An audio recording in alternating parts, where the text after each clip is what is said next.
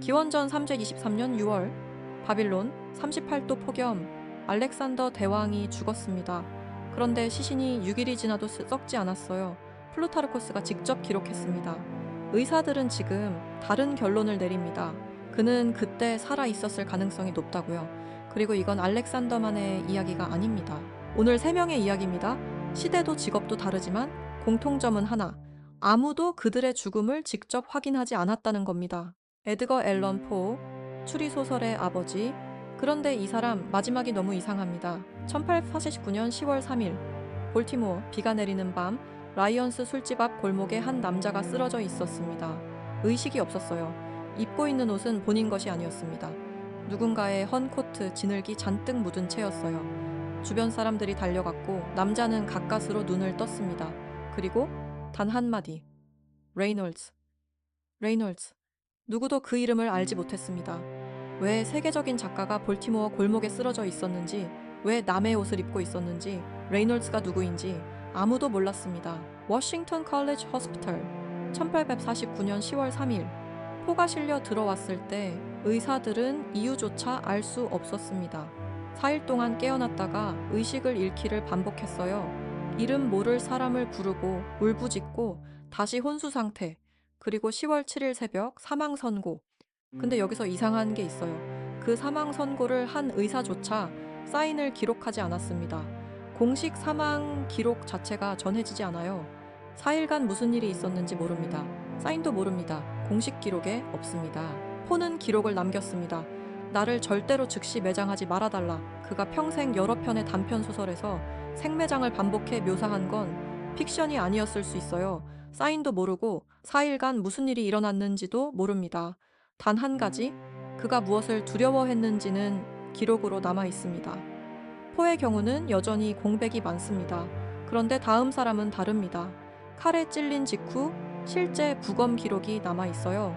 줄리어스 시저, 로마 공화정을 손에 쥔 남자, 기원전 44년 3월 15일 원로원 회의장 입구에서 60명의 음모자가 기다리고 있었습니다.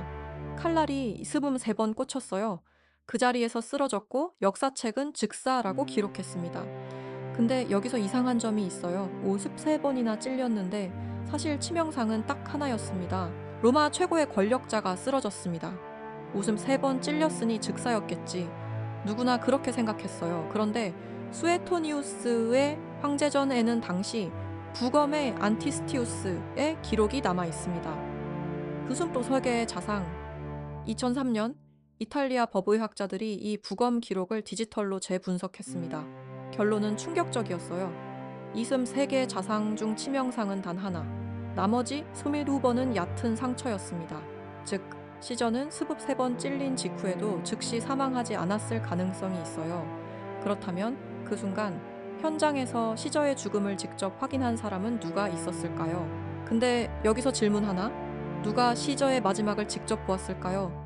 음모자 60명은 피 묻은 단검을 들고 회의장을 빠져나갔습니다. 혼란 속에서 뿔뿔이 흩어졌어요. 아무도 돌아가서 확인하지 않았습니다. 시저는 폼페이 동상 발치에 쓰러진 채 그냥 방치됐어요. 공식적으로 사망을 선언한 사람이 없었습니다. 나중에 노예 3명이 들것에 실어 옮겼는데 그 노예들은 기록을 남기지 않았어요. 즉사였는지 아니었는지 우리는 알 방법이 없습니다. 사망 확인 절차 자체가 없었던 겁니다. 그 이후 어떻게 됐을까요? 시저의 시신은 로마 포rum에서 즉시 화장됩니다. 군중이 통곡하며 장작더미에 불을 붙였고 불길은 순식간에 토가 전체로 번졌어요. 그리고 그 순간 의학적 재확인의 가능성도 영원히 사라졌습니다. 누가 사망을 확인했는지, 정확히 언제 숨이 끊겼는지, 이것이 역사의 공백입니다. 다음 사람은 진짜 소름 돋습니다. 가장 강력한 물리적 증거가 남아 있어요. 기원전 393년 6월 바빌론, 세계의 절반을 정복한 남자 알렉산더 대왕, 나이 32세, 원정의 정점이었습니다. 그런데 어느 날 갑자기 고열이 시작됩니다. 처음엔 술자리 탓이라고 했어요. 근데 열이 내리지 않습니다. 하루가 지나고 이틀이 지나고 사흘이 지납니다. 알렉산더의 몸은 하루하루 굳어가기 시작했어요. 말을 잃었습니다. 손도 들리지 않았어요. 12일째 그는 황금 침상에 누운 채 아무 말도 할 수 없었습니다. 부하들이 한 명씩 들어와 마지막 인사를 고했어요. 알렉산더는 그들의 얼굴을 바라보며 손가락만 겨우 움직였습니다. 플루타르코스는 이렇게 기록했습니다. 알렉산더가 숨을 거둔 뒤 6일이 지났습니다. 6일 동안 시신에는 부패의 흔적이 단 하나도 없었다고요. 바빌론, 지금도 6월 평균 기온이 38도입니다. 기원전 323년도 마찬가지였어요. 그 열기 속에서 인간의 시신은 6시간 안에 부패가 시작됩니다. 냄새가 나고 피부색이 바뀌고 파리가 몰려들어요. 6시간이면 충분합니다. 그런데 알렉산더의 시신 앞에는 파리 한 마리도 앉지 않았습니다. 6일이 지나도록 신하들은 공포에 뒷걸음쳤습니다. 감히 다가갈 수 없었어요. 당시 사람들은 이것을 신의 증거라고 기록했습니다. 그가 신의 아들이기 때문에 썩지 않는다고. 2008년 초보 뉴질랜드 의사 캐서린 할은 다른 이유를 제시했어요. 2018년 뉴질랜드 의사 캐서린 할리 The Ancient History Bulletin 논문을 발표했습니다. 제목은 간단했어요. 알렉산더는 죽지 않았다. 그의 주장은 이겁니다. 길랭발의 증후군. 면역계가 스스로 신경계를 공격해서 몸 전체를 마비시키는 병이에요.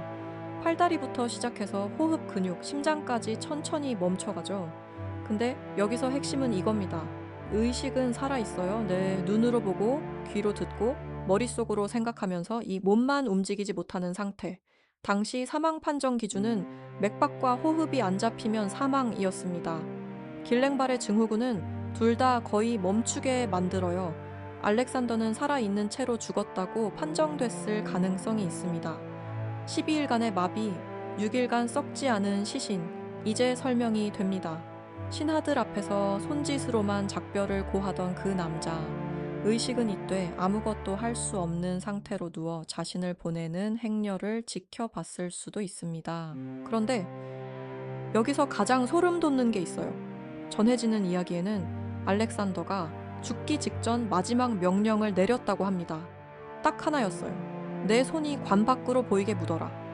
역사학자들은 오랫동안 이걸 권력의 허무, 세계를 정복해도 죽으면 빈손이라는 철학적 메시지로 해석했어요. 근데 캐서린 할리 가설대로라면 완전히 다르게 읽힙니다. 그는 자신이 살아있는 채로 매장될 수 있다는 걸 알고 있었던 겁니다. 손이 관 밖에 있으면 누군가 알아차릴 테니까요. 그리고 6일째 되던 날 처음으로 변화가 시작됐습니다. 부패의 흔적이 나타난 겁니다. 바빌론의 신하들은 그제야 관을 닫았어요. 황금으로 된 뚜껑이 천천히 내려오면서 마지막 빛이 차단됐습니다. 어둠, 그게 끝이었어요. 그런데 한 가지 질문이 남습니다.